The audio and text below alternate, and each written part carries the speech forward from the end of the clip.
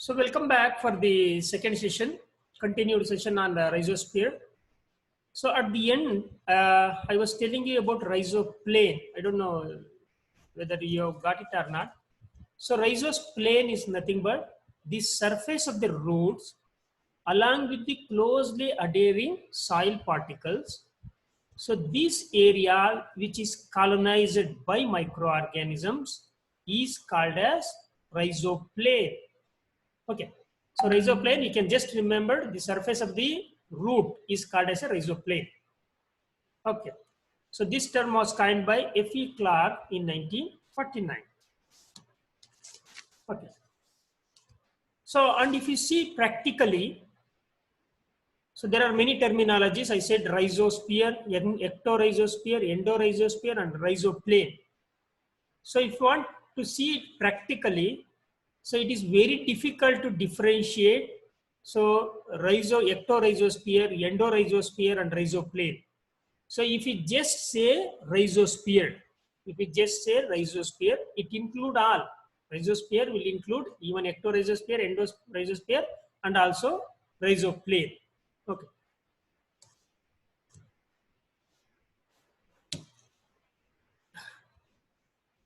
Okay, this is just a pictorial representation I have put to show the rhizosphere. Next, there was one more scientist who was studying on rhizosphere, so called Cutt-Nelson, called H. Cutt-Nelson. So he suggests, he came up with a phenomena called rhizosphere effect. So rhizosphere effect is nothing but enhanced activity and enhanced population of microorganisms. So in rhizosphere, he called it as a rhizosphere effect. I will see what I have given here. So another soil scientist called H. Cutt-Nelson, so in 1946, so he came up with a phenomenon called as rhizosphere effect. So what it says is the stimulation and enhanced activity of microorganisms around the root zone due to the availability or release of root exudates is called as rhizosphere effect. So rhizosphere effect, it indicates the overall influence of the plant roots on soil microorganisms. So I was telling you that in rhizosphere area, so there will be a intense activity of microorganisms. There will be an enhancement in the population and enhancement in the overall activity of the microorganisms. So in rhizosphere, there will be a more number of microorganisms and also more type or more diverse group of microorganisms will be present in rhizosphere compared to other places like non-rhizosphere or any other places on the earth. Okay, so this enhanced population and enhanced activity of microorganisms in the root zone because of production of root exudates by plant is called as a rhizosphere effect. Okay, so he has also given one formula. He has also given one formula. So to measure the effect of root exudates on the activity of microorganisms. So this Cutt-Nelson, he has given one formula to measure to what extent the production of root exudates will influence on the activity of microorganisms. So I was telling you that compared to non-rhizosphere soil, the rhizosphere soil will show more activity of microorganism, more number of microorganisms. So to physically measure to what extent it will enhance. So he has given one formula, one simple formula. So that is called as RS ratio. So RS ratio is nothing but the number of microorganisms in the rhizosphere soil to the number of microorganisms in non-rhizosphere soil. So if you just divide the number of microorganisms present in the rhizosphere to the number of microorganisms in non-rhizosphere, it will give how many times more rhizosphere is influencing the activity of microorganisms. Okay. Or it indicates the degree or extent of influence of plant roots on soil microorganisms. So here, this formula can be applied to different groups of microorganisms or overall activity of the microorganism or particular species of microorganism. If you want to say how bacteria will get influenced by root exudates. Huh? So ಈ ನಾನ್ ರೈಜೋಸ್ಪಿಯರಲ್ಲಿ 100 ಇದ್ರೆ ರೈಜೋಸ್ಪಿಯರಲ್ಲಿ ಎಷ್ಟಿರ್ತದೆ bacteria ನೋಡಬಹುದು. ಬ್ಯಾಕ್ಟೀರಿಯಾದಲ್ಲಿ you can see particular species. So what is the activity of how the bacillus is behaving in non-rhizosphere and rhizosphere, how Pseudomonas is behaving in rhizosphere and non-rhizosphere. Similarly, fungi, different species of fungi, algae. So you can compare or you can apply this to any organism and you can see so how they are influenced by rhizosphere activity. So when the scientists have studied this RS ratio, they have seen that bacteria are influenced to the greatest extent from the root exudate. So bacteria, the RS ratio for bacteria ranged from 20 to 100. That means if there are one bacteria in non-rhizosphere, there will be a minimum 20 times more bacteria. 20 number of bacteria will be there, and there will be up to 100 times more bacteria will be there in the rhizosphere because of availability of nutrients.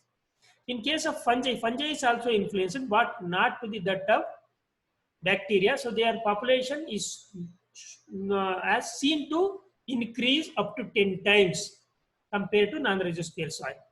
And actinomycetes and algae are influenced very less. So they, in general, their population is known to increase by just 5 times. Okay. This is about rhizosphere effect and RS ratio. We'll continue. So I was telling you that root exudates are the rich and diverse source of nutrient for the microorganisms. And root exudates are known to contain all types of nutrients required by microorganisms. So here, this is a table which shows, so what are all the nutrients that will be present in the root exudates or the nutrient released by the plant root. So plant root exudates contain all types of sugar. Whatever the sugar in name, they are present in the root exudate. Glucose, fructose, sucrose, maltose, galactose, rhamnose, ribose, xylose, arabinose, raffinose, oligosaccharides, etc. And it contains almost all amino acids. Need not to read it again. I think asparagine, alanine, glutamine, aspartic acid, etc. And it contains many organic acids like tartaric acid, oxalic acid, citric, malic, acetic, propionic, butyric, succinic, fumaric, glycolic, valeric, malonic, etc. And it contains many fatty acids and sterols like palmitic acid, stearic acid, oleic acid, linoleic acid, linolenic acids, cholesterol, campestrol, stigmosterol, cystosterol, etc. So it contains many growth factors, vitamins. It contains nucleotides like adenine, guanine, uridine. So it contains miscellaneous other auxins, cytokinins, and many other growth promoting substances. So because of presence or release of these many rich nutrients, so the microorganism will grow extensively and their activity will be highest in rhizosphere soil. Same thing. This is the same thing. It is divided and given in this table form. What are the different types of sugar, amino acid, organic acids, protein, enzymes, and other things. Okay. So what are the sites of nutrient release or root exudation? So from which portions the nutrients are exuded from the plant roots? So mainly the active roots are the tender roots from which the root is extending, or from where the lateral roots or the secondary roots are emerging.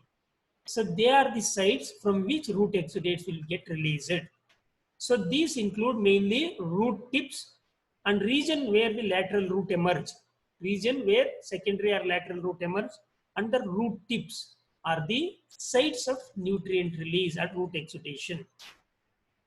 And even apart from these root exudates, So the field of root, the older cells which are peeling off from the outer epidermis or cortical cells, and also the dead cells which will be detached from the root tips. So these are also serve as a source of nutrients for microorganisms.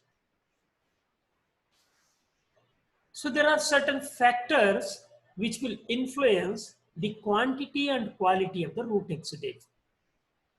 So the exudation of roots or the nutrient through exudate by plant, so will not be constant throughout its growth period. So when it is the root exudation start from germination. So you should remember this. The plants start exuding the nutrients into its surrounding. So once it starts germinating, even from the seeds, once it's imbibe the water, so before that radicals comes out, primule and radicals comes out, it start releasing the nutrient. From that stage till it dies, it will release as the root exudates or nutrients to its surface to attract some microorganisms along with some signal molecules. So this root exudation will not be constant throughout its life period. Okay, so now we will know that. So what are the factors that influences the quantity and quality of root exudation? Plant species. So all plant species will not exudate same quantity. So some plants may produce more root exudate, some plant may produce less root exudate. For example, if you take pea, botany, pea plant, so they is known to excrete 22 amino acids, whereas oat plant known to excrete only 14 amino acids. So it is just to say that the quality and quantity or the content of root exudates and quantity released will vary from one plant species to another plant species. Next one is age of the plant. The root exudation will increase or decrease with the age of the plant. Usually the root exudation increases as the age of the plant increases, and it reaches maximum at flower just before flowering stages. So that maximum root exudation will happen few days before flowering. Okay. So and also environmental conditions also influences the amount of root that is exudated through the root. For example, light. If the light rays are more or the time duration is more light, more photosynthesis, more food production, more root exudation. Less light, less photosynthesis, less food production, less exudation. Moisture. So if there is a ideal moisture condition or field capacity or near to the field capacity, the growth will be good and the exudation will also be good. If the moisture is less, there will be stress, plant will produce less food, so less exudation. Okay. Similarly, nutrient status. Nutrient status. So in nutrient status, scientists have discovered under phosphorus stress, if the phosphorus availability is less, so plant known to produce more root exudates, so to attract mycorrhiza or other beneficial microorganisms, so that it will get the phosphorus. Whereas under nitrogen stress, it is observed that root exudation will be less.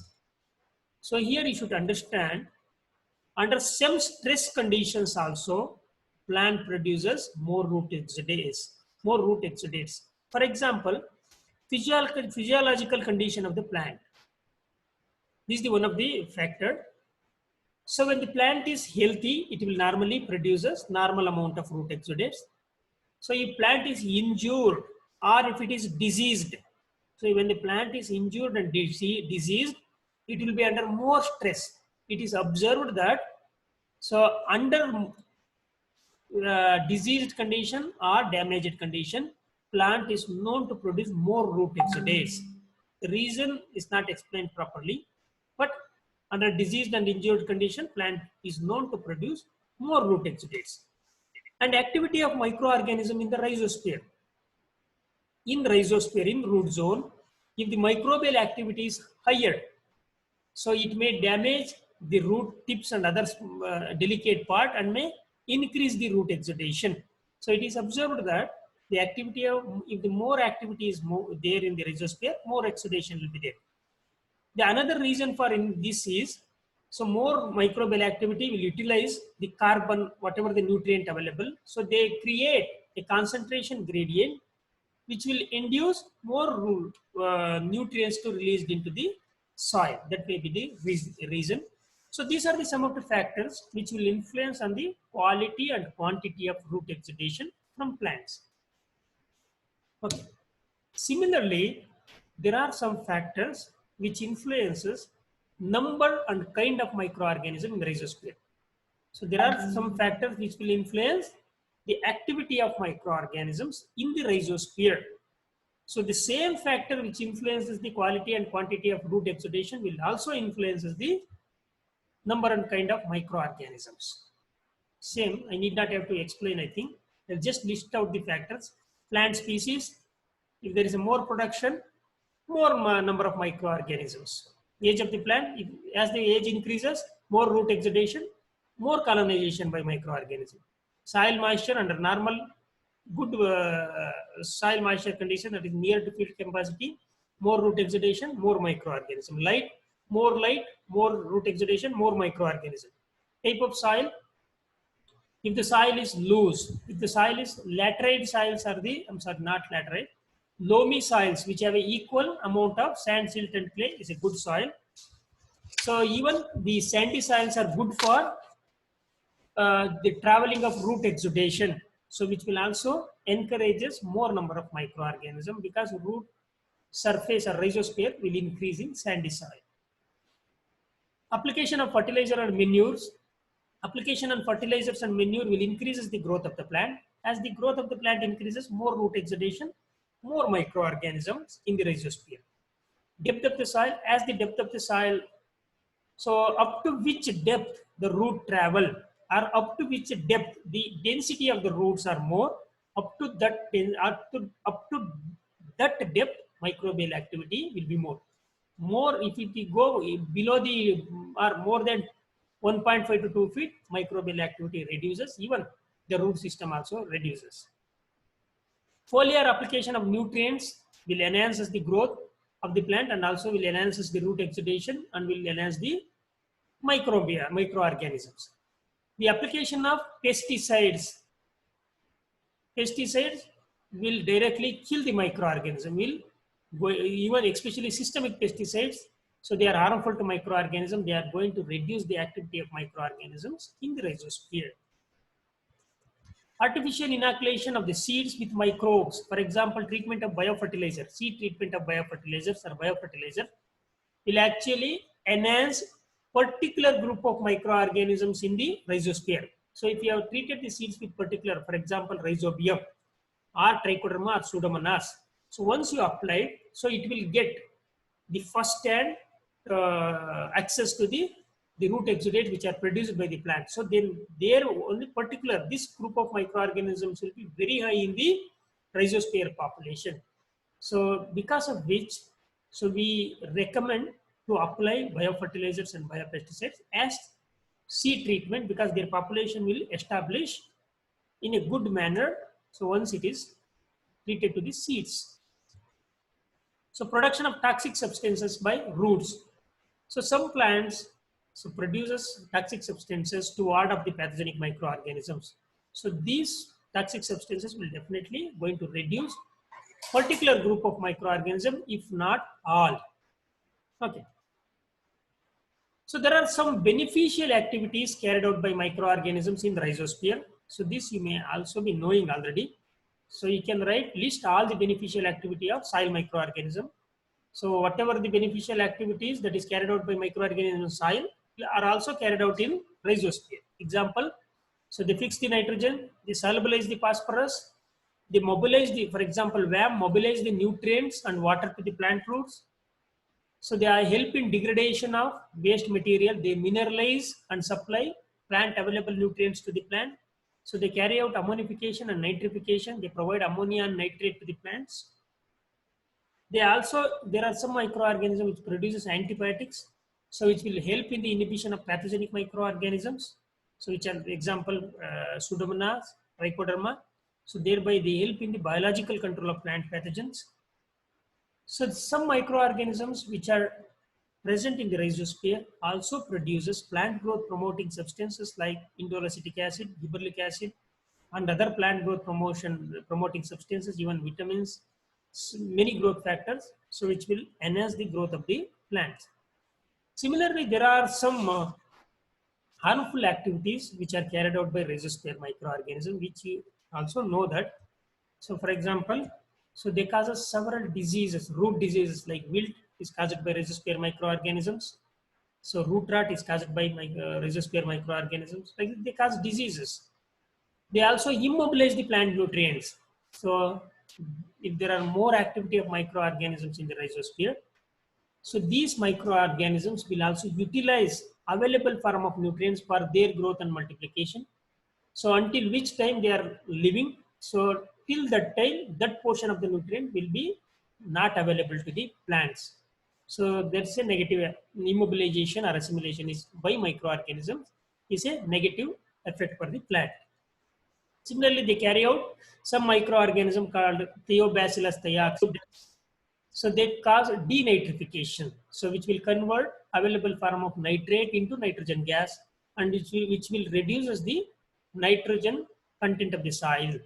So these are the negative effects. So this is what I wanted to cover in this class.